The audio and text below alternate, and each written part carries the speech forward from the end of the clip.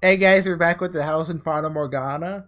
And last time we were like, ooh, psh, and then we're like, ooh, and we're like, reclaim yourself. And how's that for an intro? Pretty good? We shouldn't have an ending list yet, right? Because we didn't get a bad ending, luckily. That was awesome. And now the title screen makes perfect sense. This hand, it's Michelle's hand. He's trying to grasp, well, why is he trying to grasp white-haired girl instead of the well, I mean, they both kind of make sense. Now let's inspect my memories and enter the cursed mansion.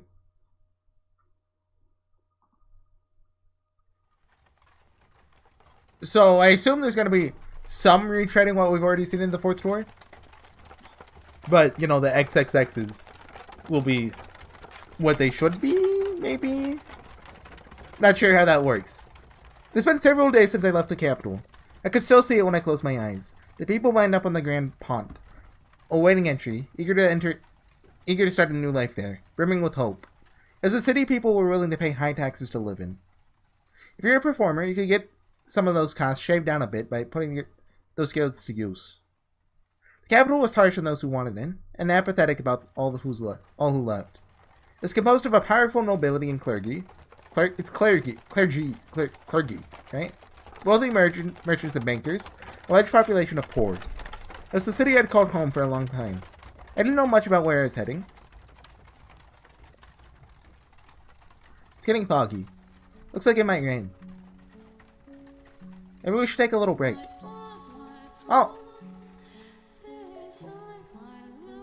You know, did any of the songs in the fourth floor have lyrics? I'm not sure. You want to keep going? Oh, alright then. The coachman is frustratingly taciturn. You act as though you're getting stuck transporting a prisoner. Though that was hardly a stretch. From his point of view, I was nothing more than a criminal. Even the times he would acknowledge I had said something, he made no effort to hide the scorn in his eyes. To pretend he didn't regret ever taking this job. I would just fall silent again. The road was gradually growing narrower. We had long since left the paved city roads behind. We're now traveling along a couple worn-down grooves in the forest. How did I end up here? Why was I being subjected to this? I was done thinking about it. The more I thought on it, the less fair can you just tell us, like, you steal something? The less fair it seemed. The more I remember, the worse it hurt. All I could do anymore is close my eyes and weather the storm. Sounds like she didn't do anything, but was just kind of, you know,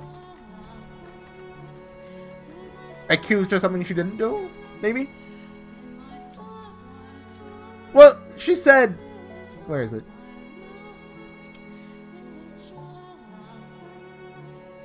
That was hardly a stretch. From his point of view, it was nothing more. Oh, no, that implies she is. Okay. Deep within the dense woods, a mansion appeared before us, like the world fading into view after a dream. It didn't seem to be an especially large house, but it had obviously been constructed with a great deal of care. It was thankfully not standing in ruins. This deep in the forest? The carriage came to a stop. The coachman climbed down, signaling with his chin for me to get out. Oh, is the mansion like Mansion Australia? Thank you very much. You must be tired after such a long journey. This is the mansion I'm looking for, yes? But the driver didn't acknowledge me, getting back into the carriage and settling off into the forest. Seemed to want to get as far away from me as quickly as possible. Could have said something. Oh well. That's about all I could say anyway. Oh well. Couldn't blame anyone for my being here, or for his wanting to get out. I should get going, I guess. Getting a better look at it, the house's windows were, strangely enough, all shuttered. It's probably dark as pitch inside. Does no one live here? If that's the case, then why was I placed my hand on the front door. Such a big door. What if I couldn't get in? I had no idea what else there was in the area. If the door didn't open, then I'd die out here in the forest. Come to accept much, but I was not ready to forfeit my life yet. That exact same line was in door 4. Please open. It's not locked, I guess. The door was heavy. Those seemed to protest my attempts to enter. Still opened much easier than I was expecting. I was worried over nothing. Looking in, I got the strangest impression that light was being swallowed up under the mansion's depths. Rather than going inside, I felt as though I was about to step outside the boundaries of this world. When I closed the door, it was so dark I couldn't even tell where I was walking. I wonder if the window's open. I managed to fumble my way over to a window. It was tightly shuttered, the shutters caked with rust. It was tightly shuttered. It's really not going to get it open without a fight. Darn, not a hint of light. Couldn't even see my hand waving in front of my face. Felt as though the floor would fall out from under me, but sink into eternal darkness if I didn't watch my step. Fighting back the fear, I slowly walked forward, tracing the wall with my hand. There's a door at the end of a long corridor. Pulled it open, a wisp of bone-chilling air brushed past me. It's too dark to see anything, but I could feel something different present in this area than the rest of the house. Uneasiness gripped me. Hello? Is anyone there? Please don't tell me it's actually abandoned. Suppose I can't know without looking around a bit more. My voice simply disappeared into the void. No response. As I pushed forward through the freezing air, for a split second, I spotted a shimmer of light. Squinting my eyes, I was able to make out a large window. Unlike the others, it wasn't shuttered. What do we have here? Drapes? Still a little light beyond. My chances were slim, I imagine. But if there's even a slight possibility of getting some light in here, it was worth a shot. So I pulled open the drapes. The next moment, faint but colorful light shone down on me. It was a stained glass window. We're not getting any excess, right? Yeah, it looks like we're good now. It was a stained glass window. From behind the glass, I could hear the subtle pitter-patter of rain. It finally started, it seems. The different colors of light blended into a milky white. Dim but wondrous. So pretty. Looks like an angel? Why would someone cover this up? It's beautiful. With a little more light it'd be. Please do not touch the drapes. Or the windows. Suddenly I heard a voice. I could sense someone else in the room. The man's voice was emotionless, neither deep nor high. Before long he came into view, illuminated by dull orange candlelight. I am sorry for coming in uninvited, but I didn't announce myself. The man stood there, practically blending in with the darkness. Had he been there the whole time? You're staring straight at me. His gaze wavered slightly, but not enough for me to read anything in it. Then again, I could hardly make out any detail at all under the light of a single candle. Is this, your mansion? It is. Thank goodness. I was afraid it was deserted. I suspect you would have preferred it if the house were abandoned. Oh no, not at all.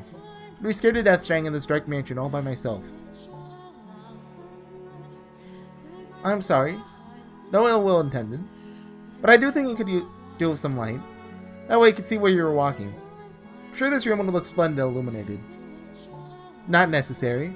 I make do perfectly well as things are. How can you see when it's so dark? I have an abundance of candles and oil for lamps. Okay, this is the same scene as Memento. Well, it says the Cursed Mansion up here, but not in wanton means of creating light. It's not your place to criticize my lifestyle. If you need light, you are free to leave. If you are in need of money, help yourself to some of the furniture. There's a village not far from here. Trade it for food and make your way to a larger town. No longer able to freely return to the city. Cannot go back there. Please, don't chase me out. I see. And do you ask this to be aware of how people refer to this mansion? They say that a witch lives here. Not merely a witch. A cursed witch. If you remain here, you shall too likely suffer your own destruction. You're worried about my well-being? Witch or not, my mind is made up. I'll send to this cursed witch's mansion to atone for my transgressions back in the city. Okay. It doesn't matter what lived here, I had no choice. Which will strike you first, I wonder? Oh. Regret or the curse? So this is Mansion Australia. You seem to be doing just fine. It's only a tale. The witch is real. Very much so. It's not a legend or a fairy tale. The witch's name was Morgana. Okay, we're being open about that now. Is me.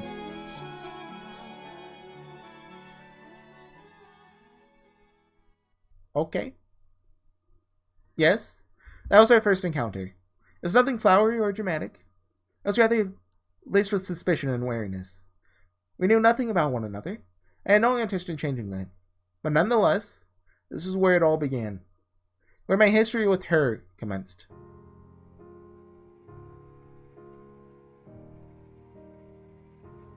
Okay. The woman had jaded eyes. Open wide, they glimmered like jewels in the light shining through a stained glass window. She seemed to be at a loss for words. I wasn't lying, per se. The rumors said a witch lived in this house. That's the only one who filled that criteria.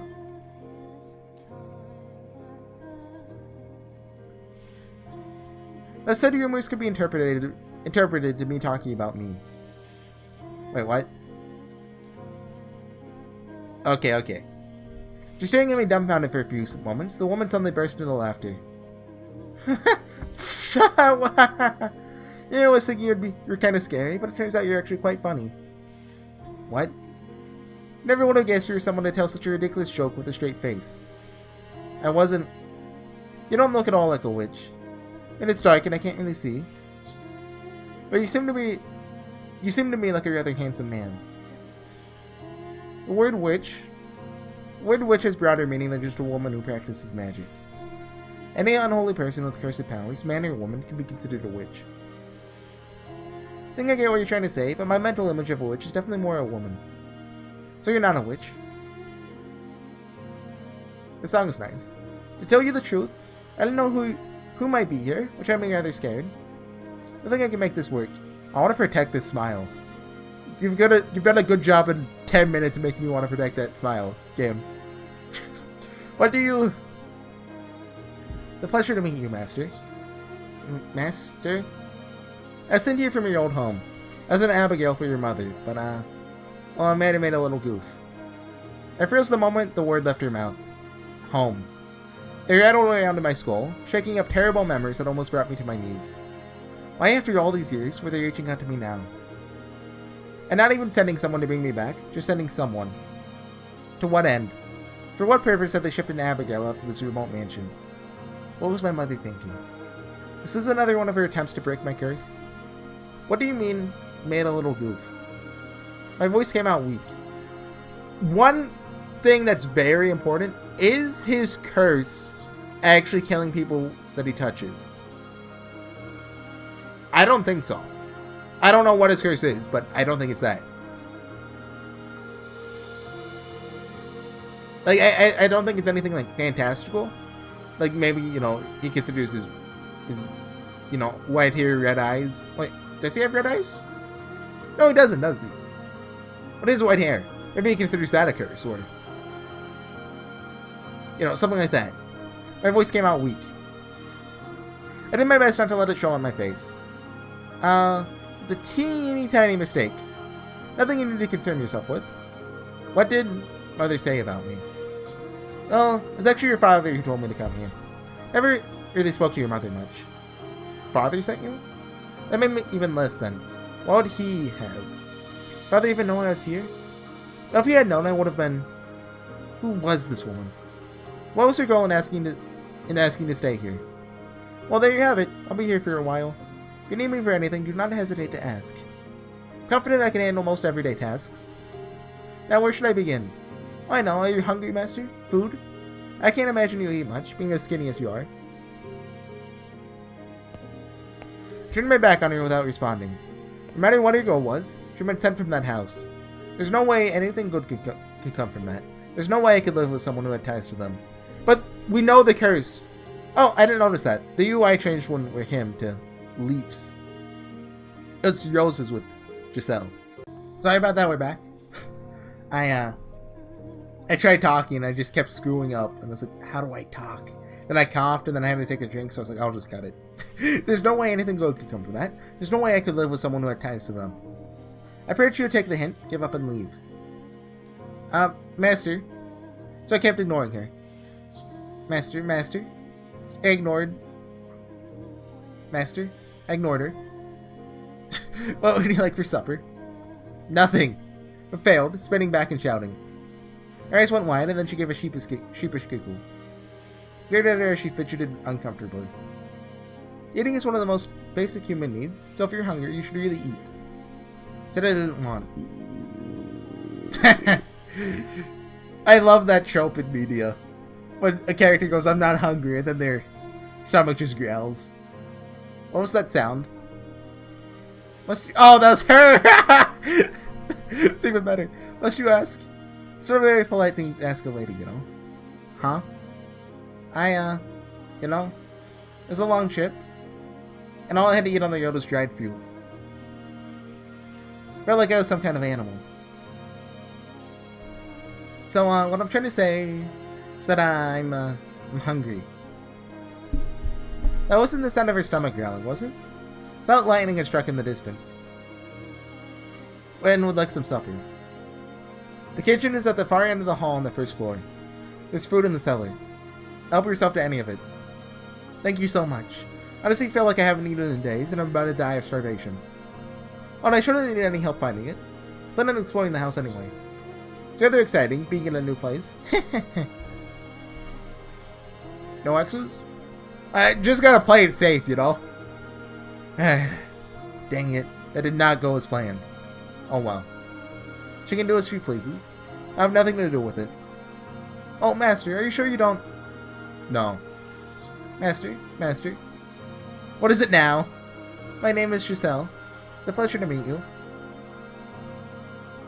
And your name, Master, you... I actually left the room that time, making my way back to my chambers. At some point, I would seriously have to chase her out. Especially considering she had come from that house. But regardless, I was not terribly fond of her.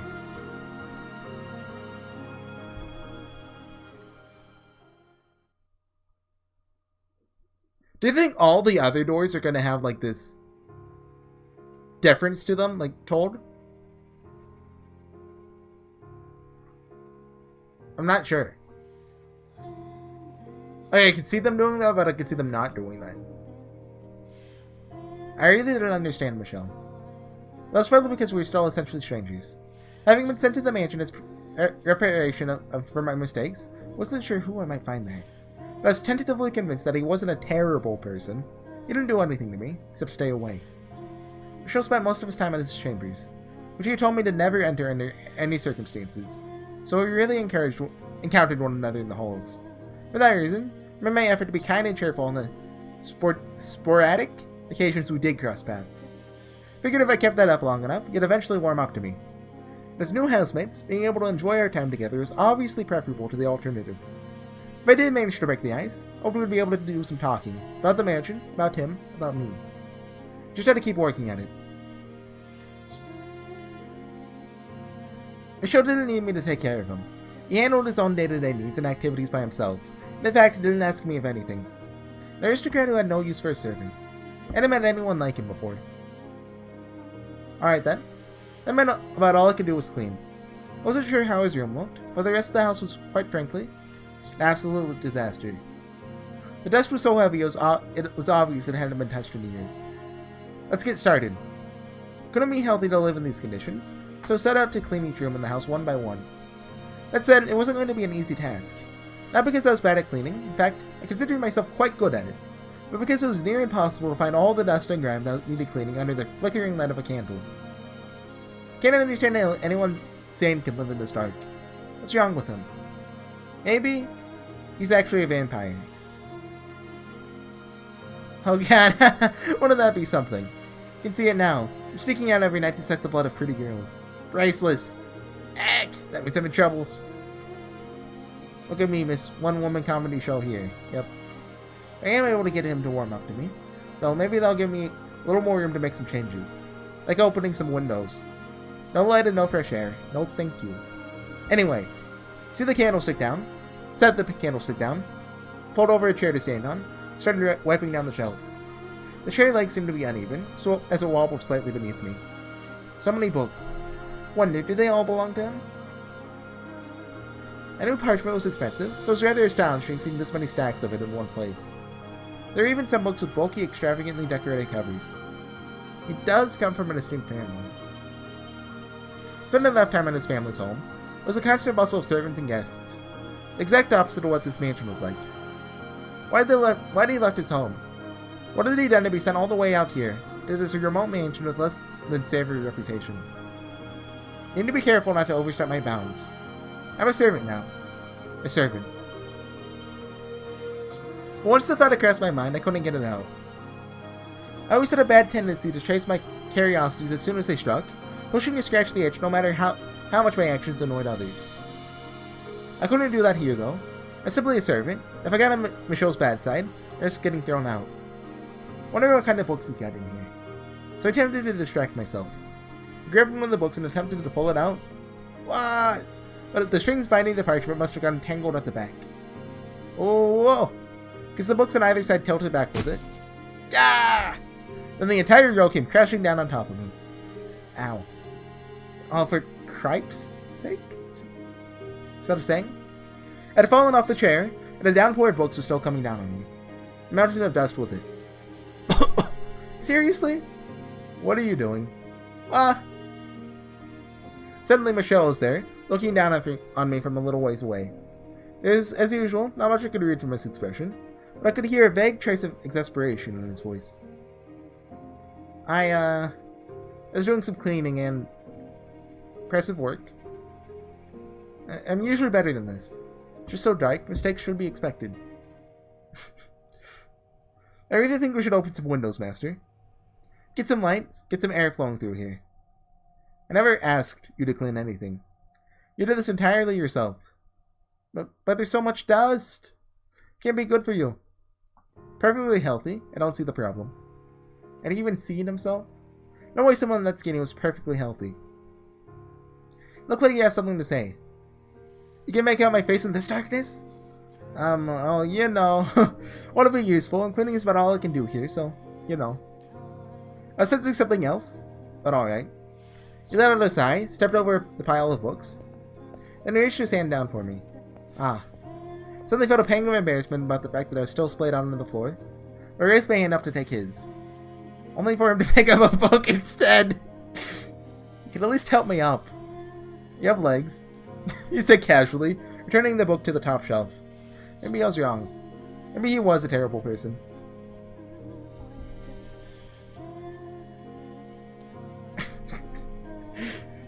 I'm already liking this way more than I liked before. So, Master, are all these books yours? Giselle asked, not a trace of remorse visible on her face, despite having made a mess of the room she was supposedly trying to clean. I gave a curt nod. Really? That's impressive. Must have been hard work getting them all in here, huh? There's gotta be 100 books here. Hey guys, we're back. Sorry. I just tried to start recording again, but luckily my mic not luckily my mic wasn't working, but luckily I caught it in the first minute. So let's get started. There's gotta be 100 books here. We could fill a full carriage at least. And I said something here about, like, I want to protect that smile, you know. I've already used that. Like, is that even a joke? Like, I've already said that countless times, but it's true. For some reason, I think it has to do with the angle. Like, the white-haired girl is always facing, like, a direction, but she's looking straight at us. It's like you have your own personal library. She had been pouting only a few moments earlier, but her smile was back in short order. Her jade eyes were like little balls of curiosity, glittering in the faint candlelight. I was not particularly fond of overly expressive, rather, overly curious women. Did they not care that I trampled uninvited into other people's personal spaces? Or were they not even aware that their actions were invasive? And I think I got right there when I noticed. I averted my gaze from her. Zzz. I receive one roughly every month. No, I got right there. Right. I see. Wait. She turned back towards the shelves. I presume she understood the implications of what I had just said. And the fact that there are nearly 100 tombs here. I forget if it's tomes or tombs. And I received only one a month. Huh. Giselle fell silent. Hold on, I need to cough. Okay, sorry. I couldn't blame her if she thought my circumstances, or my family, or my life bizarre. But I didn't care what she thought of me. In fact, it was to my advantage for her to be uncomfortable. But I realized something. If Giselle has been the white-haired girl this whole time, that means my... Wait, no, sorry, not Giselle. Michelle! I forgot his name. It's been a girl this entire... no, I got ahead of myself. Michelle has been the white-haired girl this whole time. That means... well, he gets reincarnated as a girl. But this means my Michelle is a girl theory holds ground. Because I'm a genius. I didn't care what she thought of me. In fact, it's to my advantage for her to be uncomfortable. I mean, so far, like, pretty much all of my predictions have come true. Except for my, you know, but just shoot blindly theories. There's a metaphor, but a saying that I can't think of. But it's something like that. I just needed her to stay quiet and keep her nose out of my business. There's more than I thought. I said not to her, but to myself. I had no reason to count the passage of time anymore.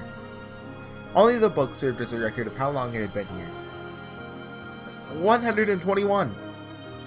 What? There are 121 books. 10 years and 1 month. You were counting? That you just sheepishly gotten quiet. What an inscrutable woman. You've been in the mansion for that long? All by yourself? The truth was, there had been times when I wasn't alone. But you saw no need to know that. You already know the answer. A look of pity formed in Giselle's eyes. Enough. So, what happened? So, we don't know. Well, yeah, we haven't seen him catch anyone yet, but we can assume the curse we saw in Door 4 isn't real. I wonder what his curse is in this. Well, I guess I should be saying her curse, since I know 100% for certain. I'm sure that's something that'll be addressed after this door. Because I'm almost certain now that the 6th door will be revisiting one of the first 3. Wonder what order it'll be in, though. Assuming we see all 3 of them. I didn't notice that before. The candle lights up her body like, you know, like a candle. Like, the parts next to it are lit up and, you know, the shading. Anyway, enough. I never asked for her sympathy. I'm here by choice. You mean you weren't banished here? No restraint, this woman. Although I think his voice got called manly before. Although that might have been in the 4th floor, so the narration's lying to us. No. I came here for my own volition. I didn't care enough to elaborate, though. Picking another book up off the floor, I brushed the dust off its cover. It was a gaudily decorated tomb. It's a very fancy book, isn't it? But apparently, Giselle was unable to take a hint. What's it about? I let out a sigh and opened to no page in particular, sticking the book out towards her. She was a servant, and a woman. There's no way she could read. Let's see here. This land is hardly suitable for cultivation. It can only produce over-sour grapes. I'd probably get more out of it if I tore down the fields and made it into a market. This is like a lord's diary. You can read? Let's get slightly off guard. It's rare for a noble woman to be able to read and write, let alone a servant. Was she truly what she claimed to be? I had someone to teach me. So is this book getting interesting? It's dull, worthless tripe. Can't imagine why anyone thought it was worth binding. Tough crowd. It's not very often you get to see a lord's diary. Rather curious what kinds of things he graphed about. Lord or king, what value was there in another's grumbling? There's no knowledge contained within that book. Just emotions. Unsightly scribbles. There's nothing more exhausting in the world than being emotional. If you want to read it, be my guest. That wasn't my intention, but alright. That's why the scene where he was teaching Michelle how to read was all X'd out. Because she already knows how to read, so that scene never happened. I think. Right? Once I got the whole mansion clean, I'll read it. I told you, you don't have to clean. I've got an idea, Master. If you're interested, maybe we could read together. Did you hear a word I just said? It's dull, worthless tripe. Still, you might see it differently if you read it with someone else. If you read it with someone else. It could really be either of those. I'm sure there are some books here you would enjoy, Master. You're wasting your time. What does he do in his free time? I mean, if I was alone in a mansion for 10, well, more or less alone in a mansion for 10 years. Like, I would have read all those books like 5 times over. Even if they were boring, it's better than like staring at a shattered window all day. The suspicion and restraint budding between us was trite and insignificant at that point. She was still smiling after all, but I'd been able to maintain that distance, that perhaps I wouldn't have ended up hurting her. It's the end of a scene. I think I'll call it there. It's a bit earlier than I usually do, I think. By a couple minutes, but it's probably fine. So we're irrational / irrational. I assume that's referring to Michelle and Giselle, respectively. And yeah, so I'll see you guys next time. I'm really liking Giselle's character in contrast to the white-haired girl.